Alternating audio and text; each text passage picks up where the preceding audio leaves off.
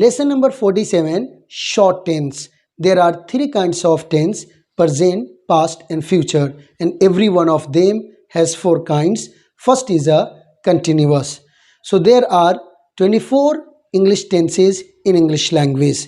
First is that present continuous tense active voice. Rule: subject plus is rm plus ing form plus object. For example, are you teaching English? Yes, I am teaching English. No, I am not teaching English. Second, present continuous tense passive voice. Rule: object plus is rm plus being plus third form plus by plus subject. For example, is English being taught? Yes, English is being taught. No, English is not being taught. Third, past continuous tense active voice. Rule: subject plus was verb plus ing form plus object. For example, were you teaching English? Yes, I was teaching English. No, I was not teaching English. Fourth, past continuous tense passive voice. Rule: object plus was verb plus being plus third form plus by plus subject. For example, was English being taught? Yes, English was being taught. No, English was not being taught. Fifth, future continuous tense active voice. Rule: subject plus will plus be plus ing form plus object. For example, will you be teaching English? Yes, I will be teaching English. No, I will not be teaching English. Sixth, future simple continuous tense passive voice. Rule: object plus will plus be plus being plus third form plus by plus subject. For example, will English be being taught? Yes, English will be being taught. No, English will not be being taught. Dear students, सुना आपने? जैसे मैंने आपको इस सबक को सुनाया है और इस सबक में 6 टेंसेस को बेतरतीब सुनाया है, प्लीज़ आप इस सबक को इसी तरह खूब अज़बर याद कर लें और किसी साथी से या असातिज़ा से ज़रूर सुनाएं। बाकी इस पूरे चैप्टर को समझने के लिए नेक्स्ट वीडियो क्लिप को ज़रूर देखें। अस्सलामु अलैकुम वरहमतुल्लाहि वबरकातुहू। डियर स्टूडेंट्स, मैं आपका online English teacher Khurshid Anwar Qasmi आज मैं आपके सामने एक नए वीडियो लेक्चर के साथ हाजिर हुआ हूं। आज के इस वीडियो लेक्चर में मैं अपनी किताब मुंतखब अंग्रेज़ी ग्रामर के चैप्टर नंबर 47 को मुफस्सल अंदाज में समझाने की कोशिश करूंगा। मैं आपसे दरख्वास्त करूंगा कि वीडियो देखते वक्त आप किसी नोटबुक के साथ इस क्लास को लें और जो कुछ भी इस वाइट बोर्ड पर मैं आपको समझाने की कोशिश करूं उसे आप कॉपी में ज़रूर लिखें ताकि सबक को याद करते वक्त आपको काफ़ी ज़्यादा मदद मिले। डियर स्टूडेंट्स, तो चलिए अब बिला ताख़ीर अब हम सबक को शुरू करते हैं। जैसा कि मैंने बताया कि आज के इस वीडियो लेक्चर में हम लोग लेसन नंबर 47 को पढ़ने वाले हैं। डियर स्टूडेंट्स, लेसन नंबर 45 तक इंग्लिश स्पीकिंग कोर्स का आधा हिस्सा मुकम्मल हो जाता है। इससे पहले मैंने आपको लेसन नंबर 19 से लेकर लेसन नंबर 46 तक मुफस्सल अंदाज में इंग्लिश टेंसेस को एक्टिव और पैसिव के ज़ैल में समझाया था। मेरा शुरू से मामूल है कि इंग्लिश लैंग्वेज में टेंसेस की अहमियत के पेश नज़र इस बहस को मैं 2 मरतबा पढ़ाता हूँ, एक लेसन नंबर 19 से लेकर लेसन नंबर 46 तक और दूसरा लेसन नंबर 46 से लेकर के लेसन नंबर 50 तक। आने वाले 4 असबाक में हम इंग्लिश टेंसेस को दोबारा पढ़ने वाले हैं।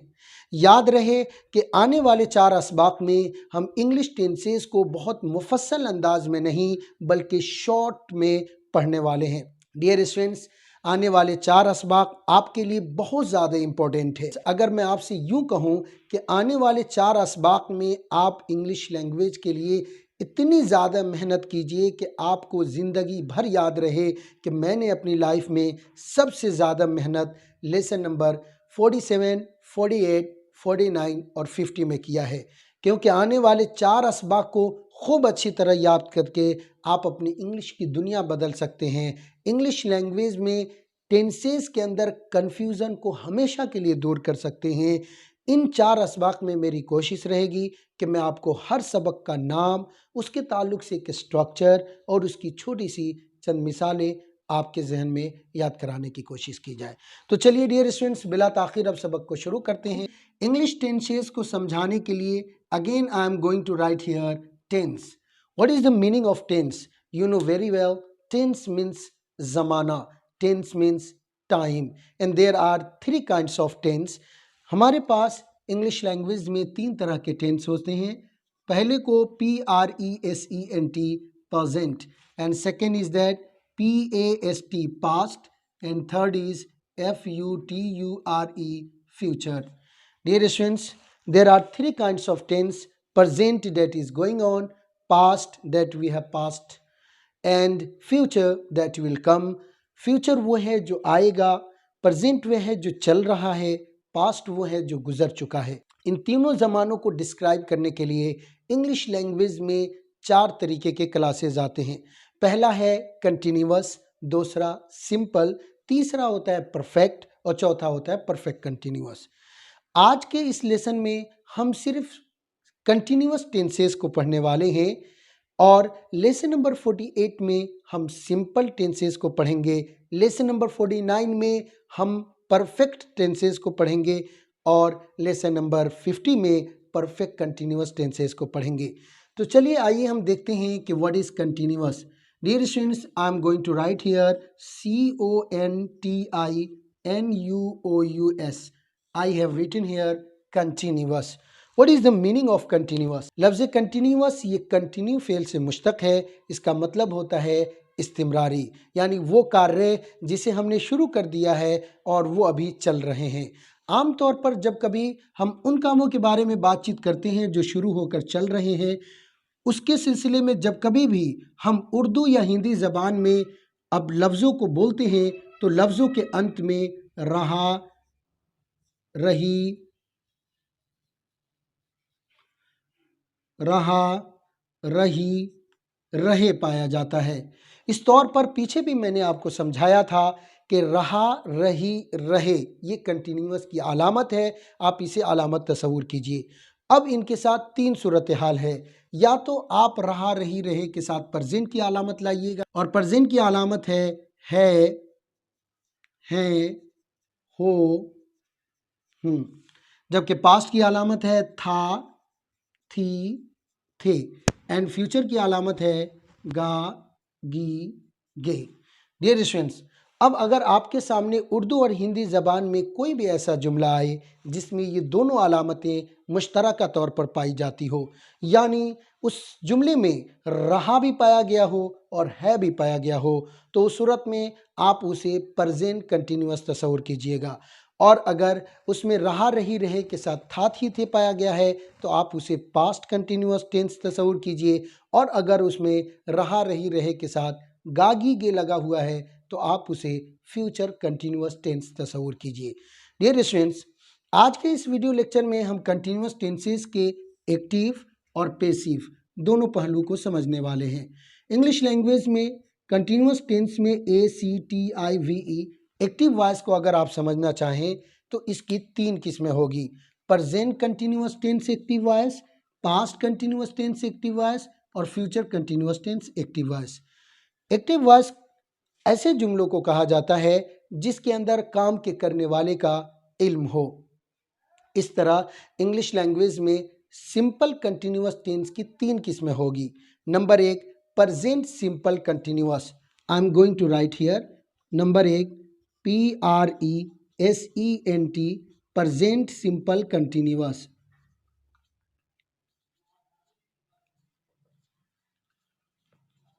Present simple continuous active voice. What is present simple continuous active voice? Present simple continuous active voice ऐसे जुमलों को कहते हैं जिससे ये जाहिर हो कि ज़माने हाल में कोई कार्य शुरू हो करके चल रहा है और उसके अंदर काम के करने वाले का भी इल्म है। सबसे पहले मैं इस टेंस का एक स्ट्रक्चर आपके सामने यहाँ लिख रहा हूँ और उसके तीन एग्जाम्पल्स लिखूंगा। आप कोशिश कीजिएगा कि उन तीनों को बगौर समझे। नंबर एक, प्रेजेंट सिंपल कंटिन्यूअस। इसका स्ट्रक्चर होता है, सबसे पहले आप प्रेजेंट सिंपल कंटिन्यूअस के जुमलों को बनाने के लिए सब्जेक्ट को प्रयोग करेंगे and after that is, are, am, and after that ING form. Okay guys, so first of all you should use subject and after that is RM and after that ING form plus OBJ object. Okay guys, so present simple continuous के active voice में सबसे पहले आप subject को use करेंगे, उसके बाद is RM और उसके बाद ING फॉर्म को और उसके बाद ऑब्जेक्ट को यूज करेंगे। फॉर एग्जाम्पल एक सवाल मैं आपके सामने यहाँ लिखता हूँ, are you teaching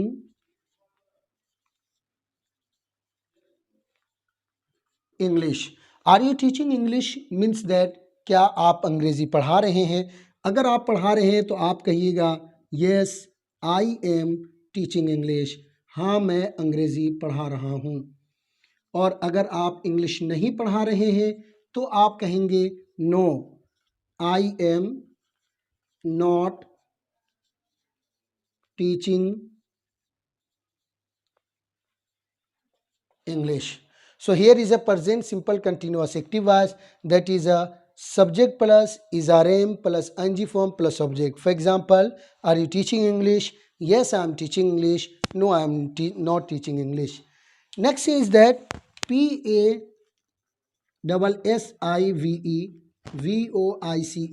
passive voice.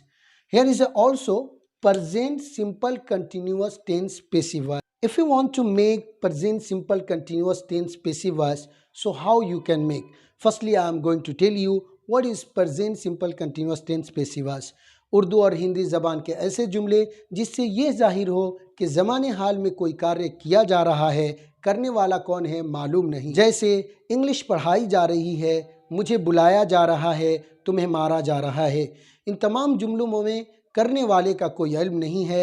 ऐसे जुमलों को इंग्लिश में ट्रांसलेशन करने के लिए first of all you will have to use object. First of all you will have to use object. सबसे पहले आप यहाँ पर OBJ ऑब्जेक्ट को यूज़ करेंगे। उसके बाद dear students ARER, after that you will have to write here is RM plus BEING being plus after that third form. So here I have written object plus is RM plus being plus third form.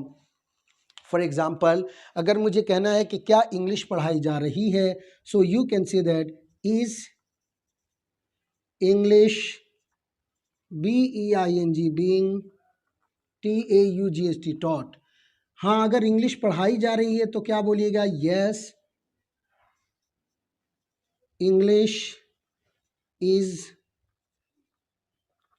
Being taught.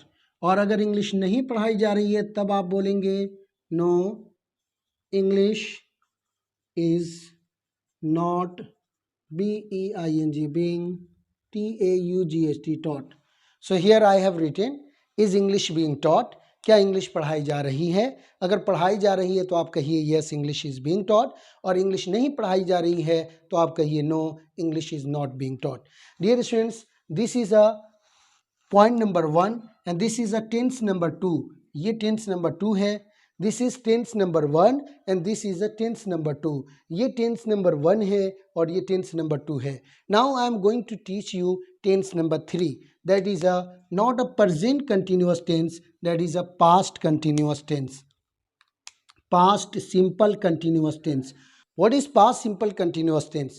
Past simple continuous tense means that माजी इस्तिमरारी, यानी जब कभी हम ऐसे जुमलों से बारे में बात करते हैं जिससे ये जाहिर हो कि माजी में कोई कार्य शुरू होकर के चल रहा था, तो उनके बारे में बातचीत करने के लिए हम पास्ट कंटिन्यूअस टेंस को प्रयोग करते हैं। जिस तरह उर्दू ज़बान में रहा रही रहे के साथ अगर है हो हूँ लग जाए तो प्रेजेंट सिंपल कंटिन्यूअस हो जाता है, और था थी थे लग जाए तो पास्ट सिंपल कंटिन्यूअस टेंस हो जाता है।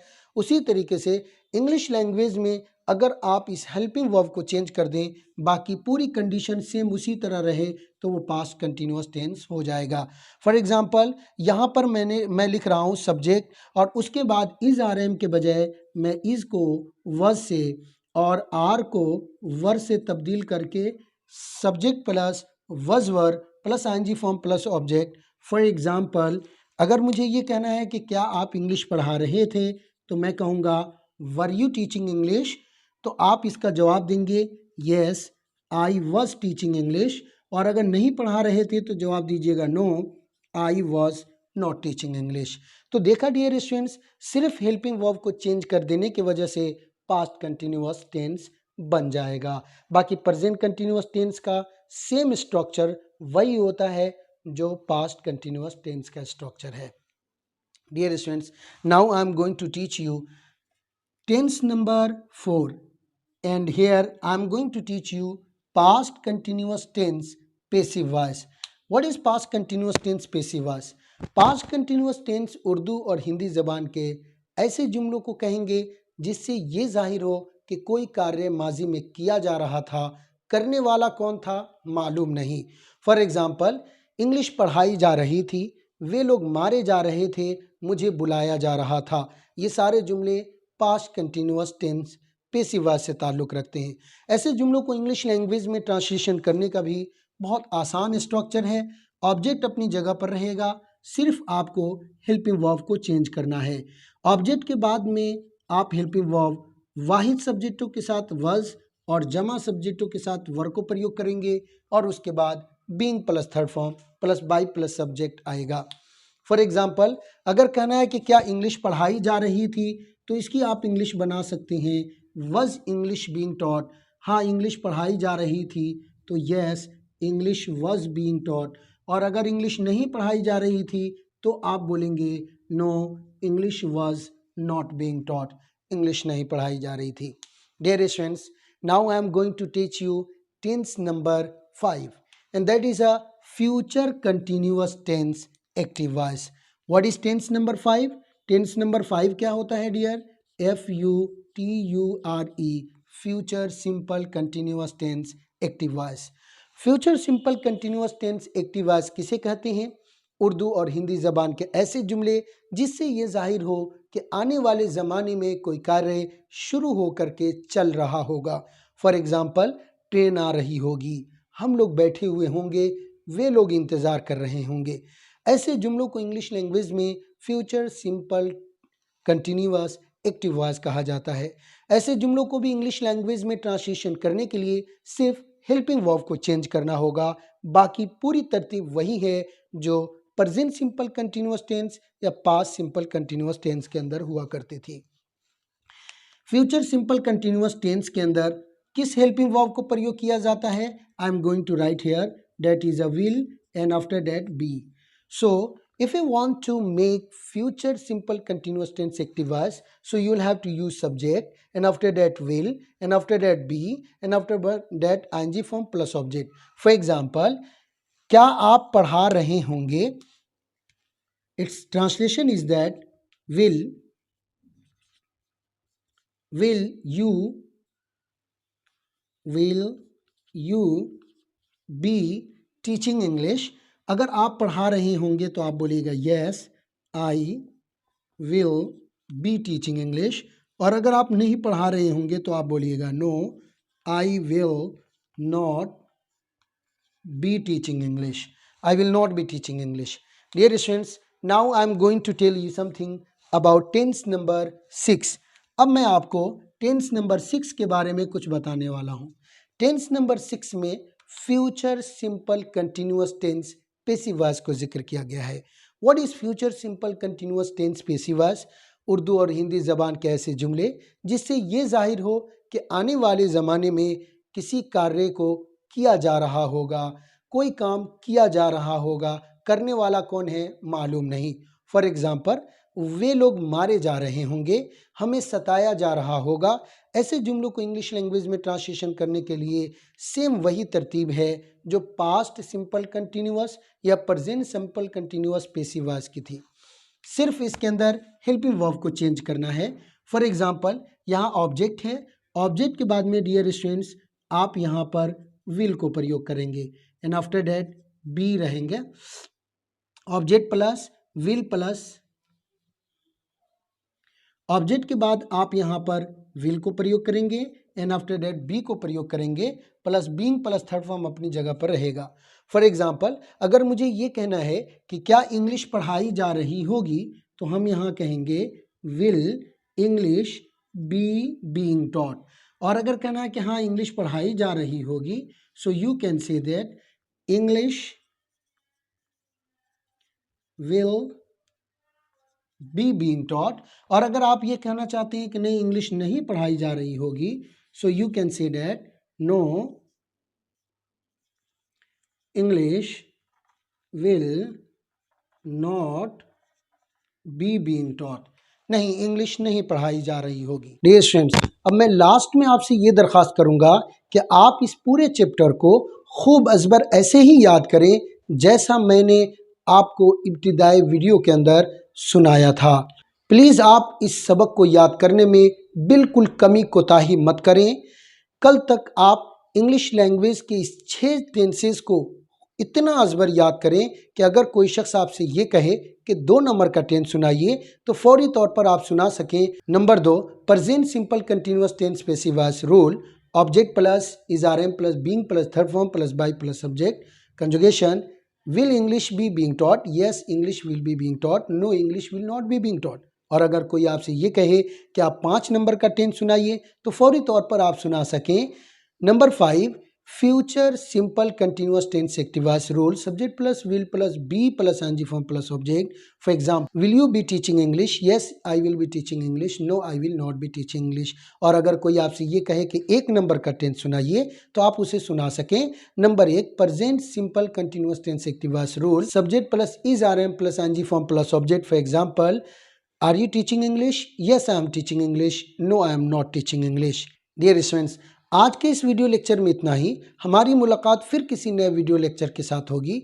तब तक आप हमसे जुड़े रहिए। हर सबक को समझने के बाद ठीक उसी तरह याद कीजिए जैसे मैं आपको सबक सुनाता हूँ। इंशाअल्लाह हमारी मुलाकात फिर किसी नए वीडियो लेक्चर में होगी। तब तक के लिए खुदा हाफिज़। अस्सलामु अलैकुम व रहमतुल्लाहि व बरकातुहू।